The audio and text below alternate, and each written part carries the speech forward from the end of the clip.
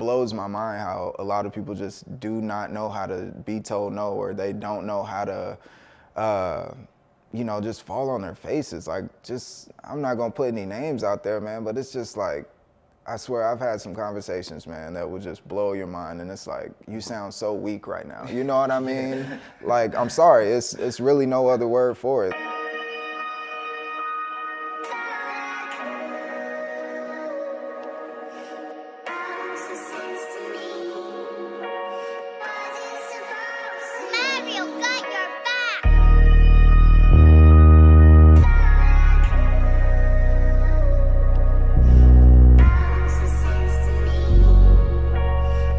Keith Tabron, what's up, man? How you feeling? Feeling good, man. Feeling good. In the building, man. Finally got it going, man. Yes. You know, I remember when this was just an idea. It was. You know, I remember before everything was built. So, you know, my first question is, where did the whole vision come from? When did you start getting to all this in the first place?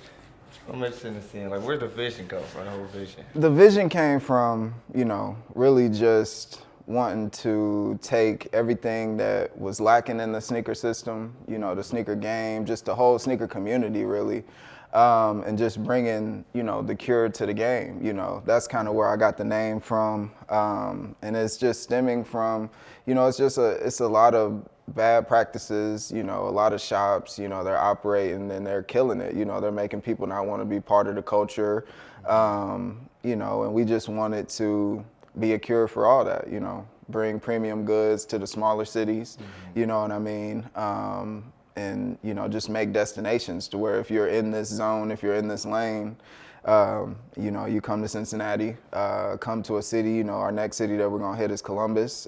You know, if you're anywhere near it, it's, you know, it's on your itinerary, you know what I mean? It's definitely somewhere you're gonna see, visit, even if you don't come in here to shop, you just wanna come to it, you know, like with Flight Club. You know, a lot of people go to Flight Club, they're not spending anything, they just want to take pictures. It's bragging rights, you know what I mean? Yeah. So when I started this, I wanted to set out to create something like that, you know, where people can just come into the store and just want to be here, just take pictures, like, oh my God, I couldn't believe that I got to, you know what I mean? Yeah. Just create something like that. So that's where the vision comes from, for real, man. See, and I think that's interesting because I was going to ask you, okay, where did the name come from, but you actually answered that. Yeah. And how, you know, as an entrepreneur, you have to find a solution. You got to be a solution. A lot of businesses don't last because they're no different than the other one. Right. You know, so I like how you said, okay, it's the cure because there's a lot of people not doing it right. A lot of people not doing it for the right reasons. Exactly. Which, you know, is actually similar to what, you know, with Under Pressure, what we're doing. You know, we're trying to do something different because there's a lot of people doing podcasts. There's a lot of people doing videos. There's a lot of people doing films.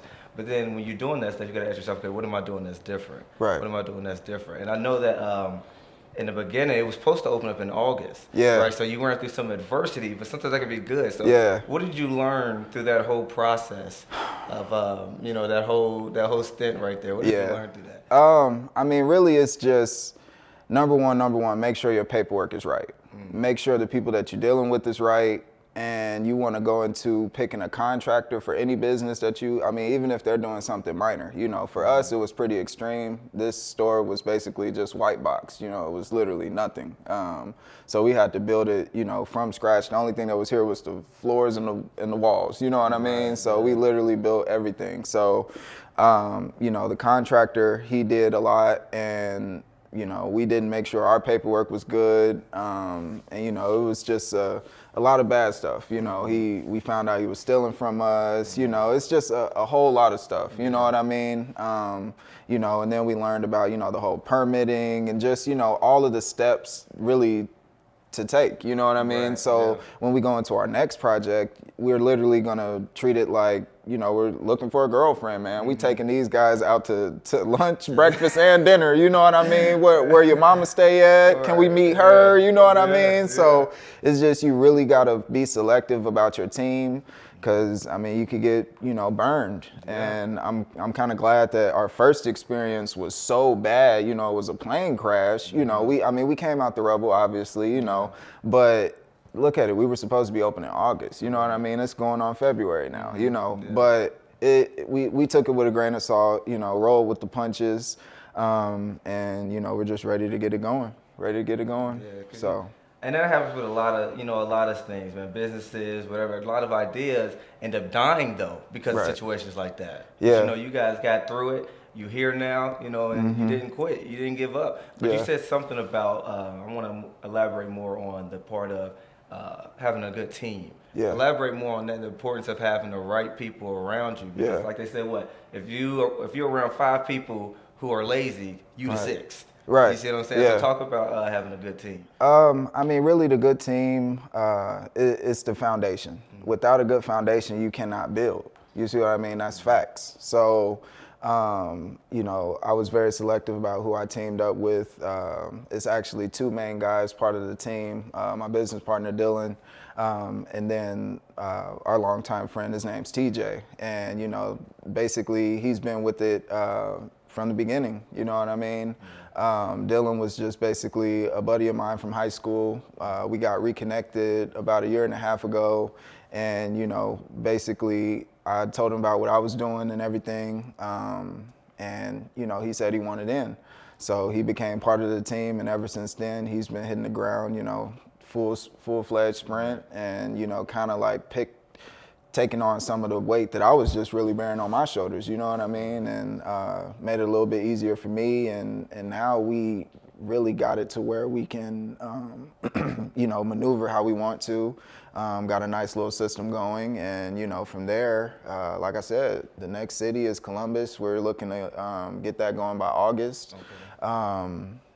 And yeah, just rock and roll, man. Expand at a rapid pace and, just got to put your people in the right positions and let them shine, do their thing. For sure. And that's important, because me, I know how important it is having a team. I got JB, I got Cal.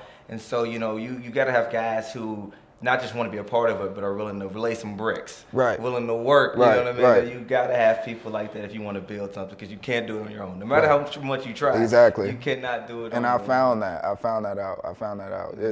You got to be able to break up the task, you know what I'm saying? Mm-hmm. So how we going to basically conquer this mountain, you take a little bit of it, I take a little bit of it, you take a little bit of it, you know what I mean? And basically just split the load and just basically get it going and go with that. You know what I mean? Yeah. So. Yeah. See, I heard you just say something about Columbus, right? Yeah. So I know you already kind of touched on it, but just elaborate more on your whole vision for the future. We talked about where the vision, like right now that we see, where did it come from? But what's the whole vision for the future? The whole vision for the future. So, we started in Cincinnati. It's basically the original location, and the next step, we're going to go to Columbus. And after we go to Columbus, so basically the whole plan and how we came up with it is just to attack cities, basically like the top 3 population, you know what I mean? The 3 hottest cities, population, money-wise, everything in each state. So, like we started with Cincinnati, and then we're gonna go Columbus, and then the next store after that, we're gonna do Cleveland, And after we kind of like take over Ohio, the plan is to do like flagship locations. Mm-hmm. So the next flagship location, the first flagship location, I should say, will be in Miami. Mm-hmm. And after we do the Miami store, the plan is to do an Atlanta store. And kind of like assess and then just think about how we can expand to the West Coast, you know what I mean? Because it's all about brand recognition, you know what I mean? So we wouldn't want to move too fast to the West Side because we're, an East Coast based company, you know what I mean? People won't know us. They're going to be like, what's the Cure? The Cure Los Angeles, like, what is that? You know what I mean? So we slowly just want to expand West Coast and basically just create a dynasty. Like I said, just make it to where no matter what city we're in, if you're in this zone, if you're in this lane, we're just part of your travel plans, You come in, check us out, and, be a part of the culture, See, and I like how you say, just slowly expanding, because a lot of people try to accelerate the process, and it messes stuff up. I heard somebody say before, don't try to take shortcuts because you might get there before you're ready. Right. And that's something you don't want to happen. You don't want to open up a store in LA and be like, oh crap. Now you mess stuff up. Because the goal basically is to stay in your constituency. You know what I mean? So if you are the man in, let's say, New York, you don't want to give up that and go to Arizona. You know what I mean? It's just, you want to slowly move over. So you want to take over more land, you know what I mean? To where everybody knows you. It's still under your control. It's still under your constituency. So that way it's just a smooth transition. And I mean, really it's, like I said, you can't really do anything without a team. So like, you know, we're training our crew here basically to take over the location. And then when we move to Columbus, you know, we'll have a general manager and a team of, you know, part-timers and stuff like that to run this location, you know, and just basically do it like that, you know, and just systematically open it, make sure everything is up to par, not moving too fast, you know what I mean? Because like you said, moving too fast, you can fall on your face, you know, you won't be ready. The puzzle pieces won't fall in place, and that's can kind of lead to just crumbling, you know what I mean? Just doing too much at one time. So we're just making sure we get this one opened up first, you know, get that going properly. And like I said, the next move, Columbus, you know. Yeah, very excited about that. And so, you know, you had already went through adversity, you got through it, right? But now, as you keep expanding and as this store is growing, there's going to be more adversity. There's going to be more adversity. So what some people say, what is your why? What will get you through those things? What will be the things in your head that'll get you through that future adversity? I mean, really just staying true to who we are. You know, ever since the beginning, it's been adversity. Like I said, I started this company out of the trunk. You know, I used to work at Champs. I was a manager for Champs. And basically, I just took that knowledge. And once my side money from the Cure matched my paychecks from Champs, is when I decided to just go out of that.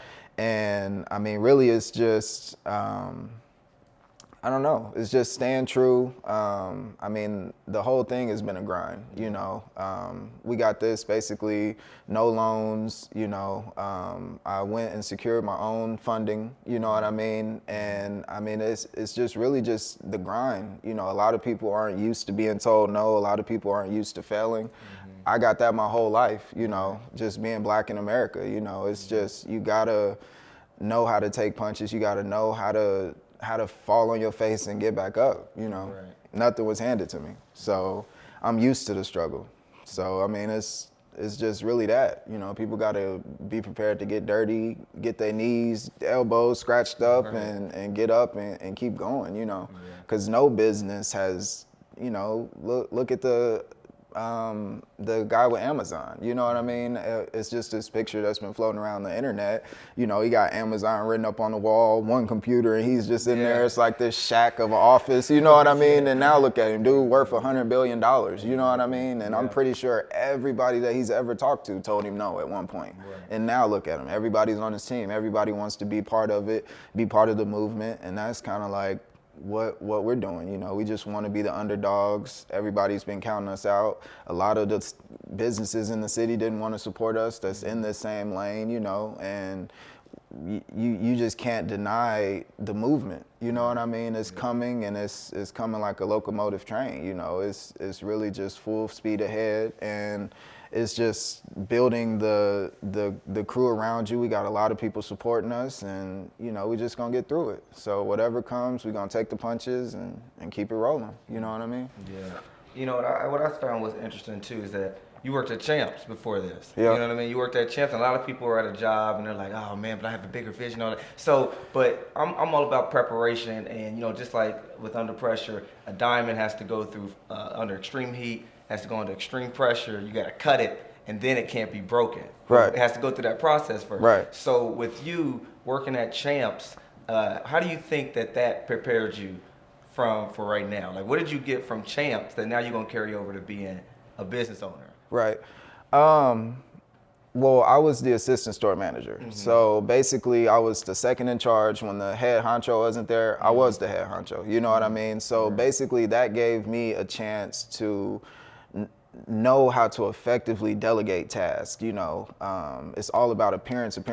So it's just been drilled into my head to make sure that the showroom is always, you know, in tip-top shape, you know, cleaning up the messes as they come, as opposed to just letting them pile up. And just, it taught me like time management on a grand scale, you know what I mean? And just really how to run a sneaker store, you know, every aspect of it. You know, we ordered different things, you know, and just kind of put me in the faces of, you know, the people that are helping the business grow now, you know, like the different store owners, different representatives of companies and stuff like that, you know. And it really just put me in the mindset on, I want this to be mine. Instead of working for, you know, Champs, which is owned by Foot Locker Incorporated, now I work for myself, you know what I mean? And I can put all of the ideas, all of the passions that I have into action, you know? And that's kind of like what I did with this store. Like, it's literally everything that I've been sitting and thinking about for the past 3 years is here now, you know what I mean? And we can do it exactly how I've envisioned it. And, you know, everybody that's helped out along the way, yeah, we can just do what we want. And it basically just, you know, taught me how to do that. Just run a full-fledged retail store on a grand scale, you know.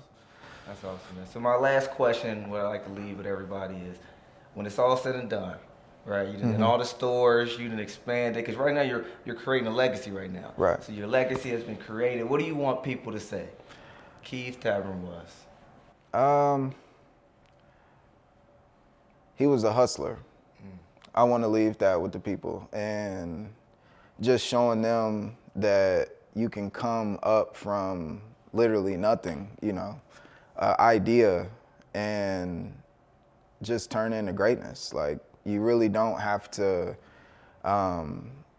be from $1 million family. You don't really have to do, you know, anything. Like, you just got to have a good idea, chase it, go after it, and just grind. Like I said, if you come into adversity, you fail, you fall on your face, just get back up. You know, a lot of people it blows my mind how a lot of people just do not know how to be told no, or they don't know how to, you know, just fall on their faces. Like, I'm not gonna put any names out there, man, but it's just like, I swear I've had some conversations, man, that would just blow your mind, and it's like, you sound so weak right now. You know what I mean?